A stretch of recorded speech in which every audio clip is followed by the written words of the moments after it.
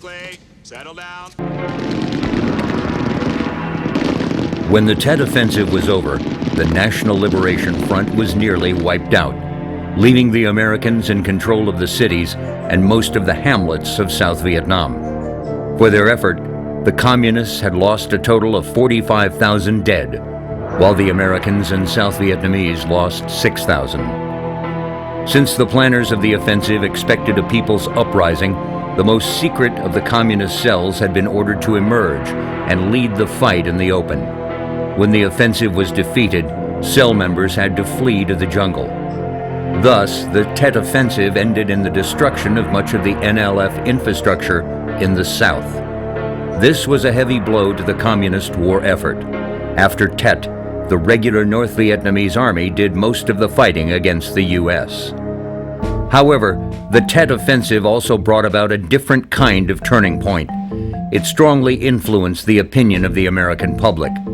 For the first time in a major war, the power of television became apparent. 50 million people watched the destruction brought on by the war. The U.S. government was no longer able to portray the war in Southeast Asia as clean, simple, and easily won. President Lyndon Johnson and the U.S. generals had claimed the enemy was in decline long before Tet. But the moment Vietnamese commandos penetrated the American embassy in Saigon, all the official propaganda crumbled to dust. The war now seemed never-ending to middle-class America. The New Year offensive effectively ended Johnson's presidency. The senselessness of it was reflected in the notorious comment of a U.S. officer who explained the destruction of about one-third of the provincial capital of Ben Tre. It became necessary to destroy it in order to save it.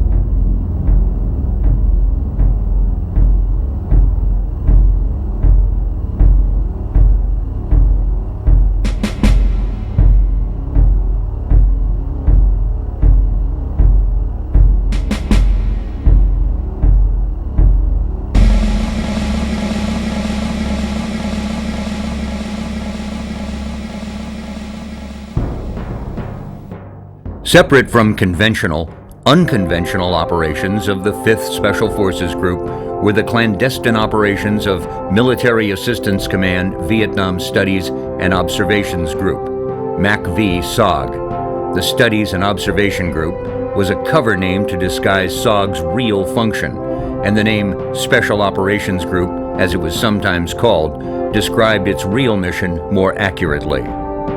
The all-volunteer MACV-SOG activated in January of 1964. SOG was a joint services unit composed of members from all 4 branches of the armed forces, including Navy SEALs, Marine Recons, Air Force Special Operations pilots of the 90th Special Operations Wing, but predominantly Army Special Forces. They carried out some of the most dangerous and challenging special operations of the Vietnam War. MACV-SOG made high-altitude, low-opening parachute jumps behind enemy lines, routinely carried out reconnaissance missions along the Ho Chi Minh Trail, penetrated deep into Laos and Cambodia, recovered downed pilots, and attempted several POW rescues. Ranging deep in the enemy's rear, MACV-SOG reconnaissance teams forced Hanoi to divert 40,000 troops, about 4 divisions, to rear security missions along the Ho Chi Minh Trail. While some infantrymen in Vietnam despaired of ever seeing the enemy, MACV-SOG teams often found themselves fighting their way out of a hornet's nest of angry NVA battalions. With small reconnaissance teams numbering less than 10 men, MACV-SOG tied down thousands of NVA troops, provided invaluable intelligence information to the Pentagon, and destroyed large amounts of enemy material while inflicting grievous losses on the NVA. We were basically going into their territory and saying, we can play this game too. SOG was the brainchild of future CIA Director William Colby. As Hanoi stepped up infiltration of the South by the NVA, the U.S. countered with a series of covert attacks on the North.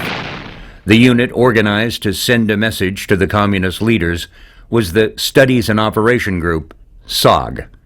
It was commanded by an Army colonel, but it did not answer to the Vietnam Command in Saigon. Its only masters were the Joint Chiefs in Washington. It was so secret that only 5 officers in Saigon were ever briefed on SOG. Well, they had a pretty good system that they worked out with. They even had their own air assets that were attached to SOG, that were helicopter assets that would come in and take them out. And they did a good job. Many cases of extraction under fire. Originally organized to train and lead friendly guerrilla forces behind enemy lines, Special Forces now had to train and reorganize for direct action missions as pure SF teams, or as leaders of indigenous volunteers and mercenaries into enemy-controlled areas beyond the borders of South Vietnam. Since the governments of Laos and Cambodia desperately attempted to remain neutral and prevent being destroyed by the same agony killing millions in Vietnam, they were too close to the flame to avoid getting burned. As a result, MACV-SOG teams operated in secret against communist forces and shadow governments, thus enabling the U.S. administration's claim to be only advising local forces. They were supposedly only studying and observing while advising local forces in defense of their regions. It was a thinly veiled legal fiction that mirrored the changing of grid coordinates in document records to avoid admitting the reality of close air support and bombing missions across the borders. In fact, SOG, when it starts out in 1964, well, 65 when it goes into Laos, in particular, to catch the enemy off guard, of course. The enemy's used to the Americans not coming into Laos, and suddenly these little teams show up, usually generally staying very quiet, and the rules of engagement, again, being not to be seen, not to fire on. And a fair amount of intelligence is brought back, but frankly, how much intelligence can a small team bring back in the greater scope of the Ho Chi Minh Trail? Not very much. The members of SOG were the best of the best, but even these shadow warriors could not prevail against an enemy that was on high alert. Since they often operated deep inside enemy lines, stealth and light loads were necessary to fulfill their missions and to escape if compromised. While the CAR-15 submachine gun version of the M16 was a popular individual weapon, point men or whole teams often carried AK-47s to confuse enemy troops when they returned fire, and also allowed the use of captured ammunition if necessary. Individual uniforms and gear carried often was the choice of the team leader or the soldiers themselves. We had C rations, which were canned rations that the military had. We had probably 3 days worth or 4 days we were carrying with you. I was the radio man, so I was carrying the PRC-25 radio, which was a FM radio, relatively short range, but we could easily reach the Covey fact that was flying around. And I'd carry a battery and ammunition, water, and a weapon. Whatever they found that worked for them was what they were usually allowed to use in combat, in a clandestine war far from parade fields and sergeants major. Spit and polish had no place in the war in the shadows, deep inside enemy territory. Black pajamas was what the Viet Cong normally wore. So if we were in an area which was the enemy's territory and they saw someone in black pajamas, they wouldn't think it was Americans. And therefore, if we saw them at the same time, we would have the advantage of knowing that anyone we saw we were going to kill. And so it gave us a slight advantage. That was the main purpose of the black pajamas. Locating an LZ to place a team was not as easy as it sounds. The problem is there's only so many clearings in jungles of Laos. It got to the point where the North Vietnamese militia that guarded the trail, called Binh Troms, which were units, regimental-sized units, that were their whole job was to run the anti-aircraft, run the reaction forces, and keep their section of the Ho Chi Minh Trail. All along the trail is a different BINTROM. They have this segment. That's all they did. One of their jobs got to be watching the clearings, going after the SOG guys. The stated mission of the SOG was to execute an intensified program of harassment, diversion, political pressure, capture of prisoners, physical destruction, acquisition of intelligence, generation of propaganda, and diversion of resources against the Democratic Republic of Vietnam. Simply put, they patrolled, raided, and rescued downed crewmen. They led teams of QRF, or Quick Reaction Forces, comprised of small American teams or larger local forces under their leadership, to rescue Allied units in trouble in Laos and Cambodia. They were the Special Operations Fire Brigade, who could go where the regular military could not. Well, in the early days, the point was to do your recon without making contact. If you made contact, you had bungled your mission.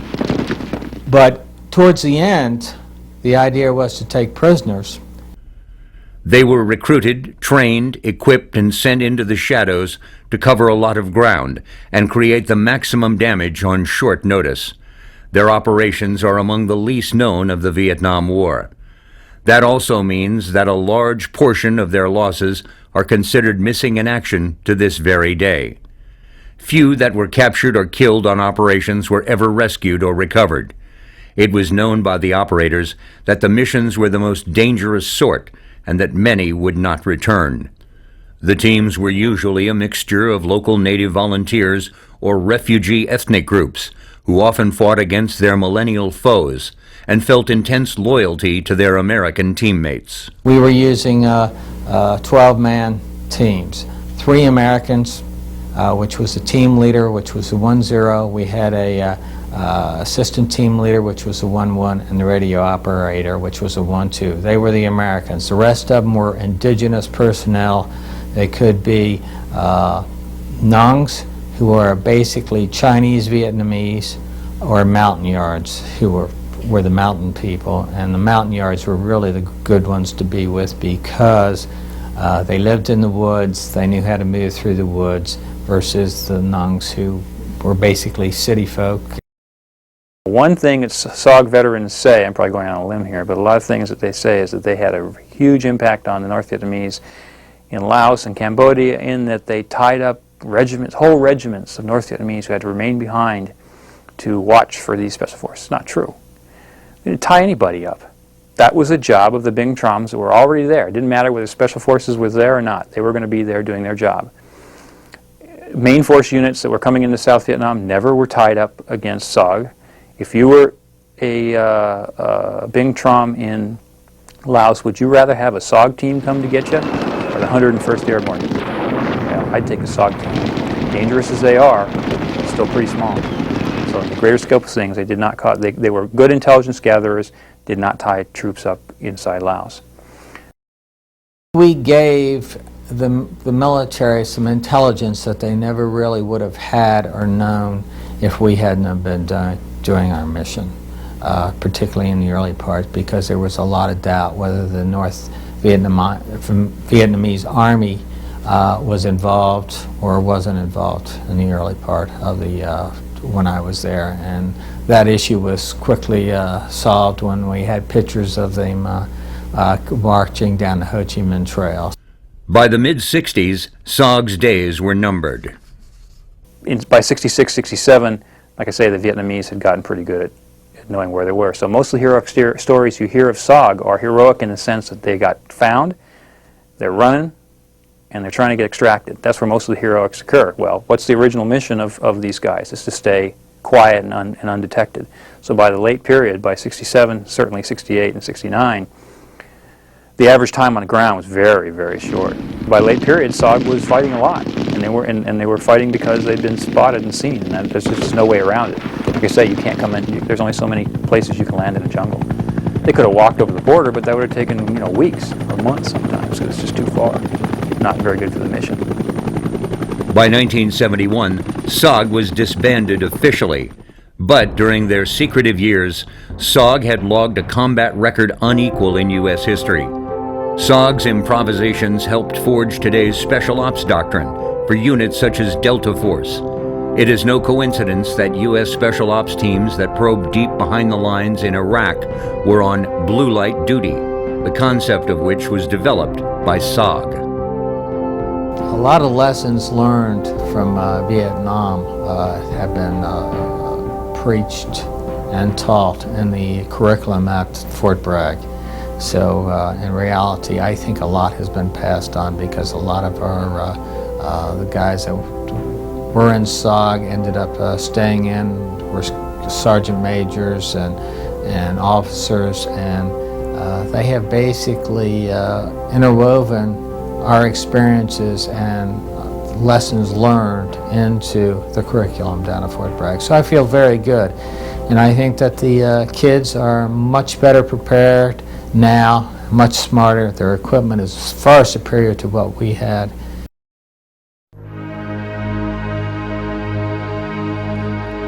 Perhaps the least understood and most effective counterinsurgency concept during the Vietnam War was the Phoenix program. While all other special operations missions were directed against communist military targets, Phoenix was specifically a means of neutralizing the Viet Cong political infrastructure inside South Vietnam. The idea was to cripple the communist shadow government that operated in the villages and countryside, drafting soldiers, collecting taxes, and undermining the South Vietnamese government. Using intelligence, informers, and a variety of other means, the political cadre and other hidden Viet Cong leaders would be persuaded to surrender, defect, be captured, or, if necessary, killed in a firefight with South Vietnamese or American paramilitary or special operators. It was likened to using a rifle shot rather than a shotgun blast approach to undermine the secret Viet Cong efforts to control the civilian population of Vietnam. Phoenix was one of several pacification and rural security programs that the CIA ran in South Vietnam during the 1960s. The premise of pacification was that if peasants could be persuaded that the government of South Vietnam and the United States were sincerely interested in protecting them from the Viet Cong and trained them to defend themselves, then large areas of the South Vietnamese countryside would be secured or won back from the enemy without direct engagement by the U.S. military. By 1967, the U.S. Military Assistance Command Vietnam, MACV, had succeeded in consolidating all military and civilian pacification efforts into one entity, called Civil Operations and Revolutionary Development Support, CORDS.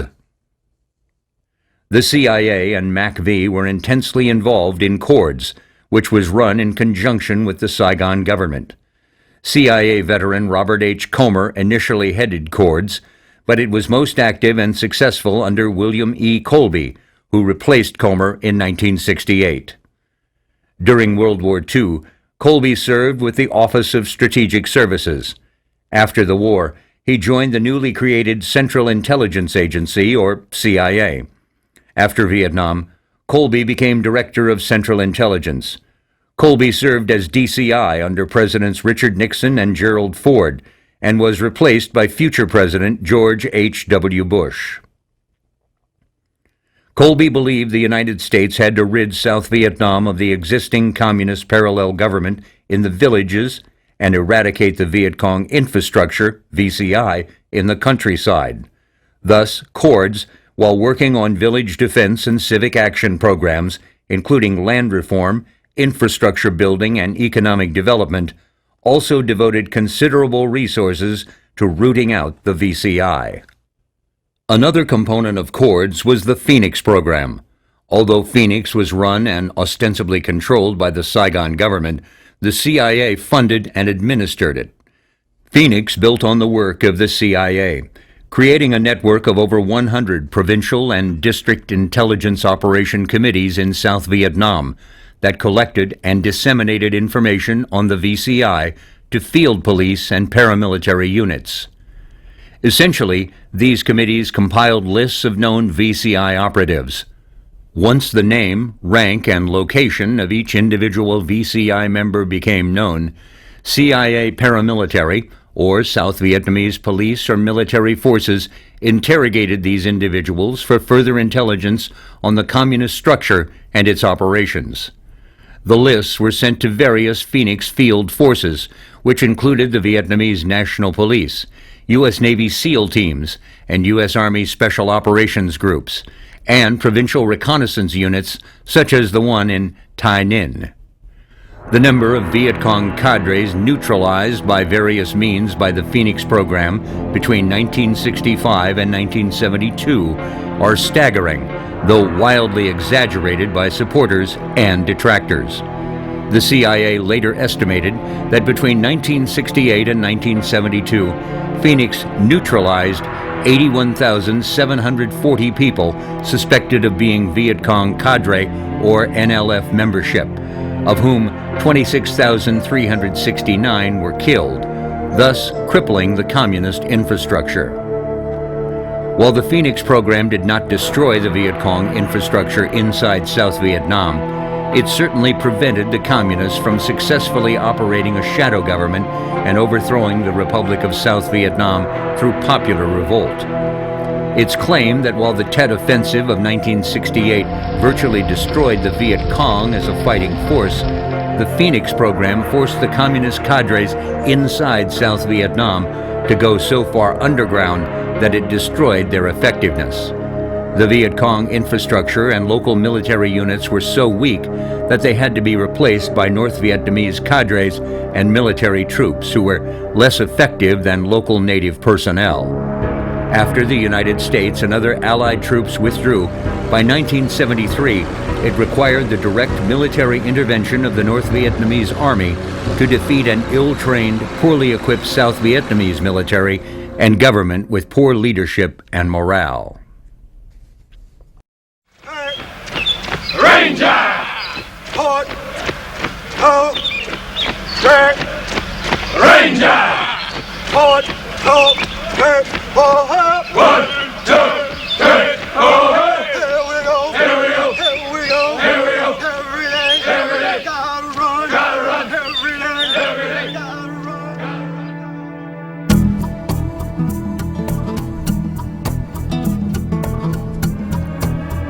run! Ranger School at Fort Benning, Georgia is an intense 61-day combat leadership course oriented towards small unit tactics. It's been called the toughest combat course in the world and is the most physically and mentally demanding leadership school the U.S. Army has to offer. We throw things at you rather fast. You've got to react immediately. Because later on, if you don't react immediately, you will be a casualty. And you're doing us no good. We have to put you in an old pine box because you didn't use your noodle. You'll be exposed to pain and punishment and other little devices that we'll think of for one reason and one reason only. To make you the type of person we need to get the job done, no matter what the job is. For the Rangers who successfully completed all phases of the grueling course, there was but one destination. Dear Dad, I'm writing this letter to you at your office because I want you to tell Mom in your own words. I don't think writing home would get anything straight. Well, here it is. We've been told that our whole company will be shipping to Vietnam. The only thing that makes me mad is how do they expect you to tell your parents? They act as though it's an everyday experience and that we should feel the same way. Robert Devon, 71st Infantry Detachment.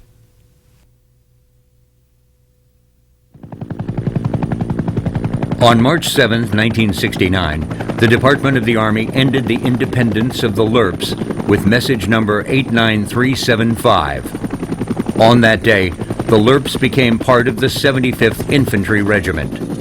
As recognition of this special ops ability, the Army reinstituted the title Ranger. With the growing United States involvement in the Vietnam War, Rangers were again called to serve their country. The 75th Infantry was reorganized once more on January 1, 1969, as a parent regiment under the Combat Arms Regimental System. 15 separate Ranger companies were formed from this reorganization. 13 served proudly in Vietnam until inactivation on August 15, 1972. Ranger companies, consisting of highly motivated volunteers, served with distinction in Vietnam from the Mekong Delta to the demilitarized zone.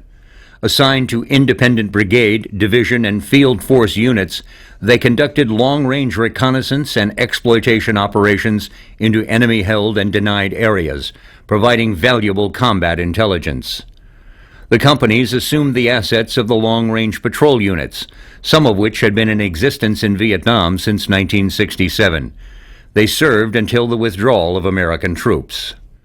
Rather than create an entirely new unit designation for such an elite force, the Department of the Army looked to its rich and varied heritage and, on February 1, 1969, designated the 75th Infantry Regiment, the present successor to the famous 5307th Composite Unit, Merrill's Marauders, as the parent organization for a Department of the Army designated long-range patrol, LRP units, and the parenthetical designation Ranger in lieu of LRP for these units.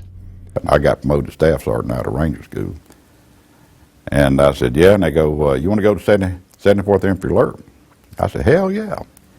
I mean, who wouldn't want to, anyway, being a Ranger, of course, that's what I wanted to do. So I wound up 74th Infantry LRP, and then, by the grace of God, I was there on 1 February of '69 when we actually reactivated as November Company 75th Rangers. And I just got to say that I was truly honored to serve with the great American heroes that I did. You know, there's a lot of hurt feelings. And after the Korean War Ranger companies were awarded the coveted Ranger, the school Ranger tab. And it didn't happen after Vietnam. There's a lot of hurt feelings. I see a lot of that stuff going around back and forth with emails from, you know, the email traffic I get from my old Ranger buddies there that served me in November Company Rangers, why they wouldn't award the school Ranger tab. Now, first of all, what I'm going to say, it's definitely not meant to be disrespectful to those that earned a coveted Ranger tab. And it's the finest light infantry school in the world, using patrolling, squad and platoon manuals, you know, as a training base. And Ranger School, of course, is designed to produce the finest light infantry trainers and leaders in the world, send them out to the rest of the units to teach Ranger techniques and detailed planning and rehearsals on how to conduct operations. The redesignation in Vietnam had little impact beyond cosmetics. Units changed names and began calling themselves Rangers.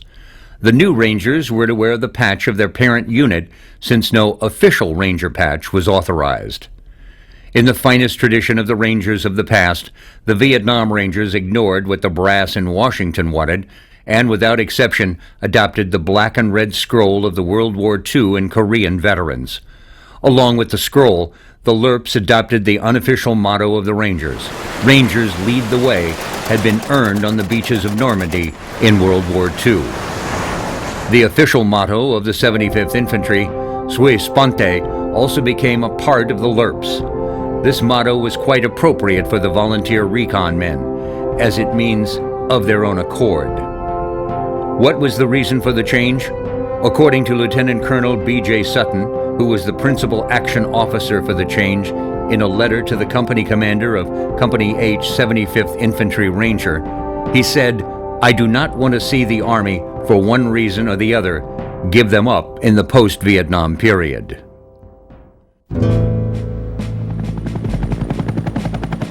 Operation Ivory Coast was the most audacious raid of the Vietnam War and an embarrassing failure. The mission was to save the lives of 61 tortured American POWs from a camp just outside Hanoi. This first joint services operation changed the way America conducted special operations forever. The Son Tay raid became the most misunderstood and secret combat operation of the Vietnam War. The concept of a rescue mission inside North Vietnam began on May 9, 1970. Through analysis of aerial photography, an Air Force intelligence unit concluded that a compound near Son Tay, suspected since late 1968 of being a prisoner of war camp, actually was. The liberation of troops and air crewmen captured anywhere in South Vietnam, Laos, or Cambodia became an immediate mission, with the goal of rescuing these prisoners before they were tortured, killed, or moved out of reach of those who could free them. Empty bamboo tiger cages had been discovered hundreds of times in temporary communist camps by teams rushing to find prisoners. While a few POWs did escape captivity on their own, no Allied prisoner of war had ever gotten free with the help of a raiding team. American forces on patrol often came across terribly mangled, tortured bodies of recently captured service members. The motivation for saving comrades from a fate worse than death drove many high-profile and desperate rescue missions. No one ever wanted to leave a fallen comrade behind. Hundreds of American Air Force and Navy aircraft were lost over enemy-held territory, and numerous images of poorly armed peasants marching newly shot-down aircrew into captivity were splashed all over international newspapers and TV news. Many of these men were wounded by anti-aircraft fire or rockets, and wounded or injured upon landing, or while being rounded up on the ground.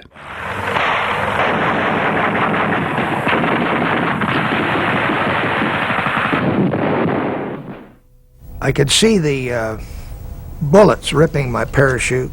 I landed, I hooked a tree, but that didn't last long. I was finally on the ground with on my own feet when the mob, which was thundering down the street. It's like every little town in Illinois, every little town in the world. They've got a bunch of teenage or early 20s goons who are, they're going to defend the honor of the city. The mob began to tear him apart. And boy, they hit me like a pack of, like a quarterback sack.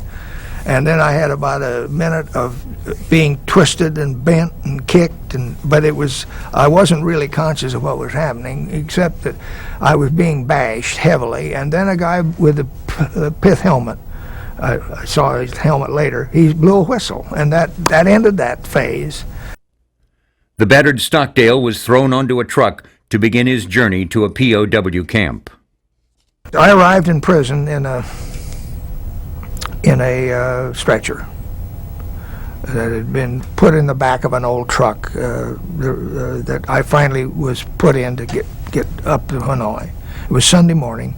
I looked out there and I saw that prison, and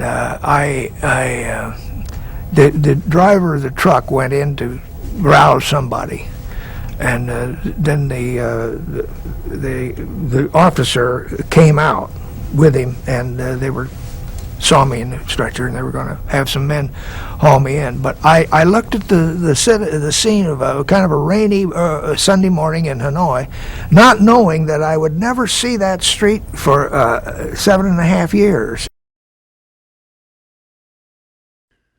The idea that a camp containing POWs could be located inside North Vietnam and that an operation could be launched to rescue and return them seemed fantastic. But the miracle was almost pulled off just outside the North Vietnamese capital of Hanoi in 1970. Intelligence uncovered a small POW camp near Son Tay, outside of Hanoi. Army Brigadier General Donald Blackburn, Special Assistant for Counter-Insurgency and Special Activities, SACSA, immediately met with General Earl G. Wheeler, the outgoing Joint Chiefs of Staff Chairman, to recommend a rescue of all the POWs at Son Tay. To study the feasibility of a raid, Wheeler authorized a 15-member planning group under the code name Polar Circle that convened on June 10th. The study group, after a review of all available intelligence, concluded that Son Tay contained 61 POWs. When Blackburn's recommendation that he lead the mission himself was turned down on July 13th, he asked Colonel Arthur D. Simons to command the Army's personnel. Eglin Air Force Base was selected as the joint training site for the prospective force. The base was well away from prying eyes, and training would only cease when Soviet space satellites passed overhead. Personnel selection proceeded over the objections of the Marine Corps, which was excluded from participation based on force needs. In the fall of, early fall of 1970, actually August 1970, word came down that there was a special mission being performed. And, you know, I thought to myself, special mission, what's this going to be? Because these kinds of activities happen often. And someone told me that Colonel Arthur D. Simons, better known as the Bull in SF, was the head of this mission. So I knew this was going to be a good one.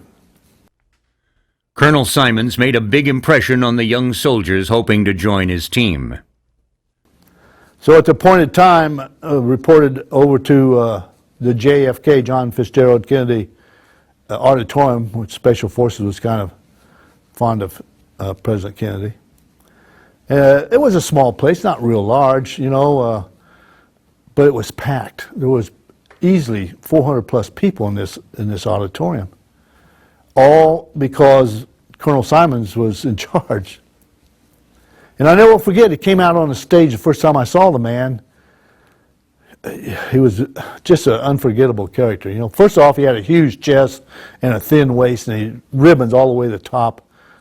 Combat Infantryman's badge with a star, which meant he had served in two wars, not just Vietnam, but actually World War II and Vietnam. And he was a harsh-looking man. Some people would say mean. But he, no doubt in your mind, this man was a warrior. The colonel laid it on the line as to what he required for this top-secret mission. He came out on the stage and he looked out into the audience and he sort of growled and said, "There's too many people here." And then he said, "I got 3 things I can tell you." He says, "Number 1, there's no TDY money for this mission. That's extra money you get for going on special activities, temporary duty. Number 2, you will get shot at. And number 3, I don't know when or if you'll come back. My intent is to have you home by Christmas. Everyone take a 10-minute break. If you're still interested, come back." He cut the number of people easily in half, down to about 200 came back. And then he set up an interview schedule, and he interviewed every man nonstop till he finished all 200 of them.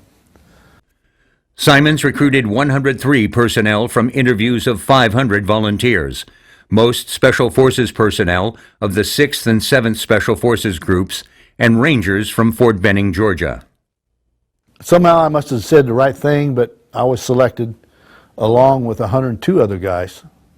So a total of 103 guys. We all left Fort Bragg for parts unknown. No one told us where we were going, what we were going to do. We were just going to work for the Colonel Simons. We ended up at Eglin Field 3 in close to Fort Walton Beach, Florida, in a remote place. Field 3 is actually where Doolittle trained for his raid on Tokyo in World War II. The planners and commanders knew that they had a very short time to plan, experiment, and train for this complicated and dangerous rescue mission. The raid target could be compromised by any number of ways, or the prisoners moved. There was always a sense of urgency combined with a quiet professionalism. Though few of the participants could guess the mission, they stuck with the tough training because they knew it was important. We went into what we now call Phase 1 training, which was basically infantry tactics. You know, we did some patrolling. We shot everything we had. We had the M79 grenade launcher, 40 millimeter grenade launcher. We had the M60 machine gun, the M16 individual weapon, the 45 caliber pistol. We shot a lot of ammunition both day and night. And we blew up a lot of explosives and making different explosive packages for different missions, and threw a lot of grenades. It's just kind of fun stuff. At the end of that 2-week period it was, someone decided we should do a field training exercise. And Phyllis thought, well, we'll just make it a survival field training exercise. So they broke us down into small teams. I was with 6 NCOs and myself, so we were a 7-man team. Finally, the order came down to deploy, and the raiders flew back to Southeast Asia. I thought we were going to go somewhere into South Vietnam, because any actions planned or rehearsed in South Vietnam, somehow the word always got out to the bad guys. So I thought they had trained us stateside and we were going to go into South Vietnam somewhere. Or maybe sneak back into Cambodia or Laos. We didn't know. We landed in, after some difficulty in airplanes, we landed in Thailand, was put into really tight isolation. And, we did the normal things, just check equipment, check weapons. Kind of get tired doing that after a while. We were sort of bored. And finally, on the second day, the doctor gave us all a sleeping pill. We took a little nap, and they woke us up. Went to evening chow, and I never will forget, went to evening chow in the mess hall, as dining facilities used to be called. The mess hall had steak. And I thought, oh my God, we're going to die. They're feeding us steak. After the troops were fed, the colonel told his raiders what they had been training for and where they were going. Turned out to be not a real great steak, by the way. After dinner, we went over to a briefing room, and that's when the bull stood up and gave us our final briefing. We had heard this briefing in parts many times, but he gave us the entire briefing. He started it out with a few simple words. He said, "Gentlemen, tonight we're going to rescue American prisoners of war in Son Tay, North Vietnam. Something that's long overdue, something they certainly deserve, and God willing, they will be free men tonight."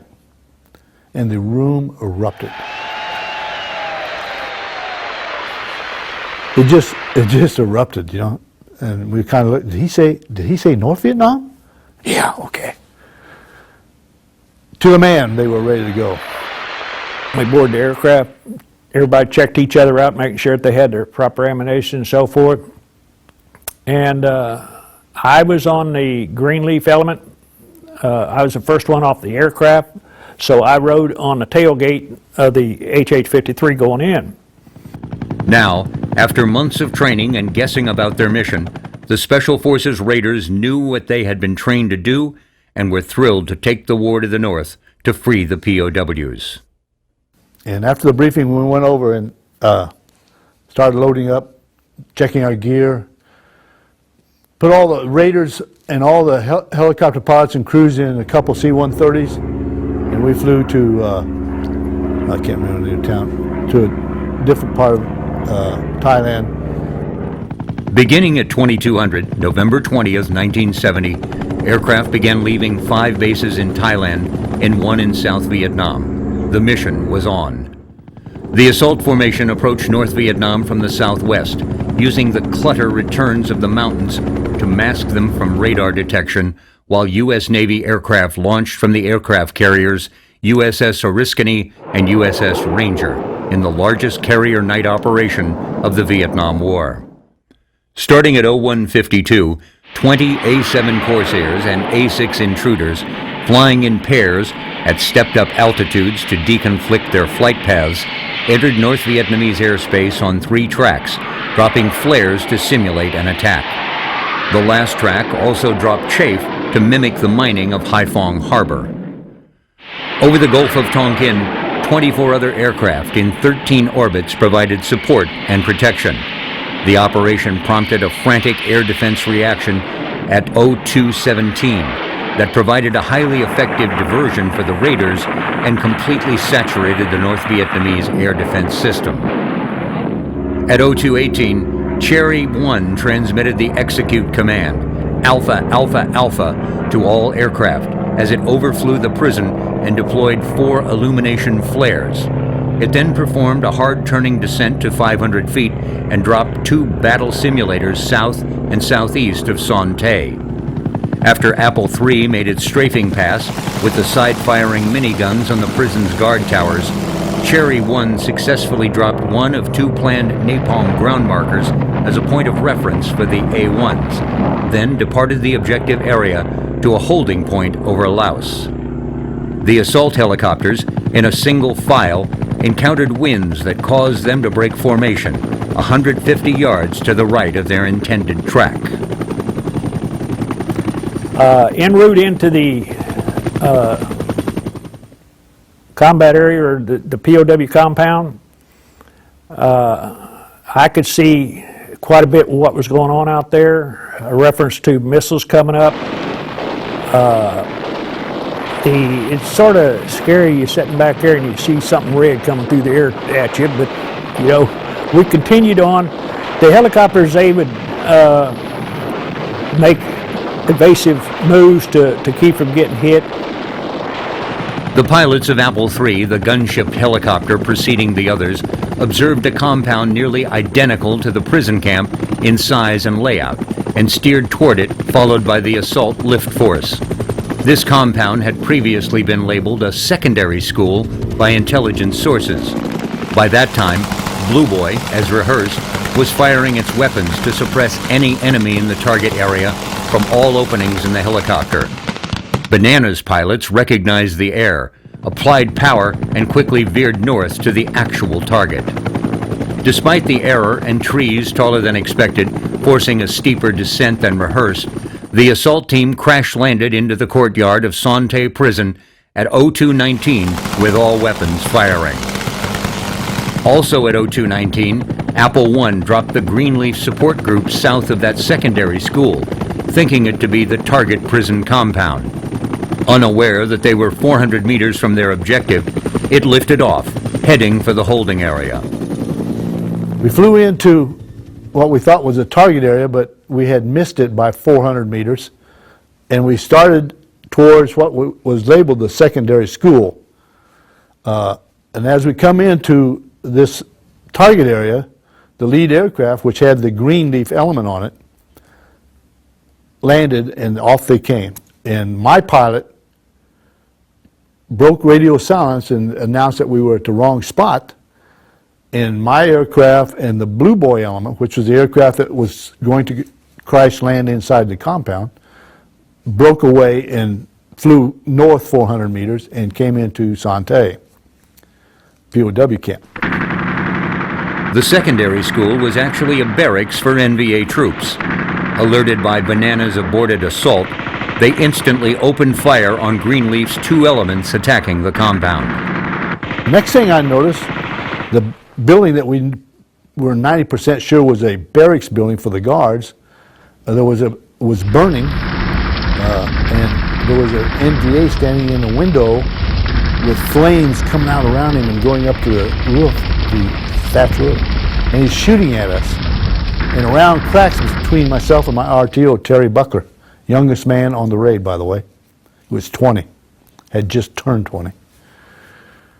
Before I could react, Terry Buckler, who had never been in Vietnam, this was his first time, turned and put 30 rounds into that window, which eliminated that threat. And I thought to myself, I'm sure glad I picked this young non-combatant SF guy as my RTO, because he had just saved my life. The support groups attacked the barracks with small arms and hand grenades in an 8-minute firefight. Simons estimated that 100 to 200 hostile soldiers had been killed. It's still kind of confused. I'm in the wrong place, so now I've got to shift and get back to where my landing zone is and start my movement, my assault. And Colonel Elliot P. Sidnor, Bud Sidnor, good man, God rest his soul, grabbed me by my gear, and he's shaking me, and he's saying in a very cool, calm voice, Dan, playing green, Dan. Now imagine, if you will, there's a lot of chaos. People are shooting, a lot of yelling, a lot of things happening. The aircraft are leaving. 8-1 Sky Raiders are strafing the bridge on the north end of the compound. A lot of things going on, and this man is as cool as an ice cube. Dan, playing green, Dan.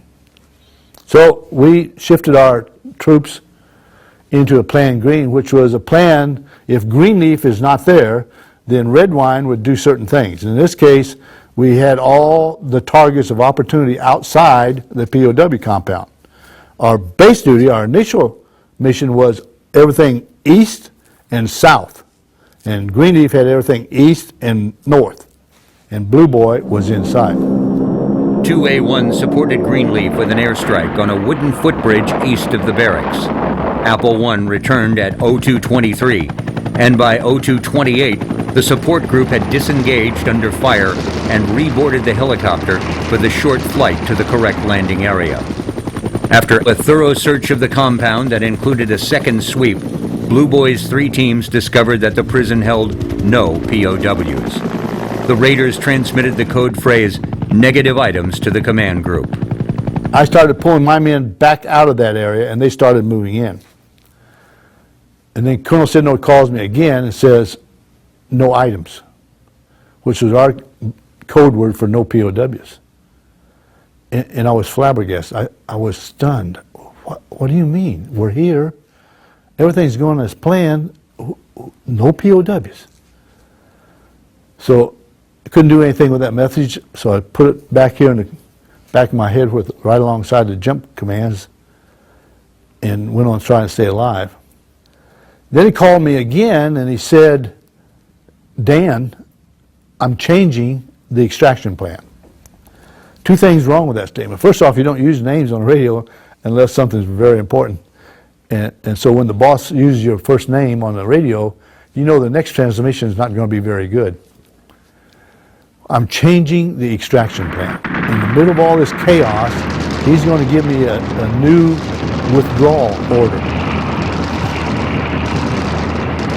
He did, and so now I know I'm taking all of Red Wine out except for 3 people. I'm taking all of Blue Boy out except the 3-man headquarters on the 1st aircraft as opposed to the 2nd and 3rd aircraft. On orders to withdraw, the HH-53s returned one at a time to the extraction landing zone through a heavy surface-to-air missile barrage, flying well below the minimum effective level of the missiles. Apple 1 landed first at 0237 and lifted off with its passengers, followed moments later by Apple 2. Apple 3, the last aircraft out, was cleared to leave its holding area at 0248. The raid had been executed in only 27 minutes, well within the planned 30-minute optimum time. Although at first it was feared one raider had been left behind, all the troopers were finally accounted for. One Red Wine trooper had been wounded in the leg, but he was the only casualty from hostile fire on the raid. The assault formation was out of North Vietnam by 0315 and landed back at UDORM at 0428, 5 hours after launch. For the hundreds of planners and raiders, the empty Son Tay POW compound was a disappointment. However, it was a profound shock to the North Vietnamese that the Americans were willing and able to go anywhere to free their captive warriors. All prisoners were rounded up by the communists from satellite camps and consolidated at the infamous Hanoi Hilton in the capital for safekeeping. Conditions and rations improved. The beating subsided. Now, with all the prisoners knowing who had survived, it became more difficult to just slaughter the captives, no matter how the war might end. Most importantly, confined prisoners learned the facts of the raid, and this gave them renewed hope for future freedom. In a way, the Son Tay raid contributed to the survival of more prisoners until their eventual release than those helicopters would have carried away from that single camp. The raid also proved that a complicated joint or multi-service operation was possible, utilizing the brightest and best operators and cutting-edge technology.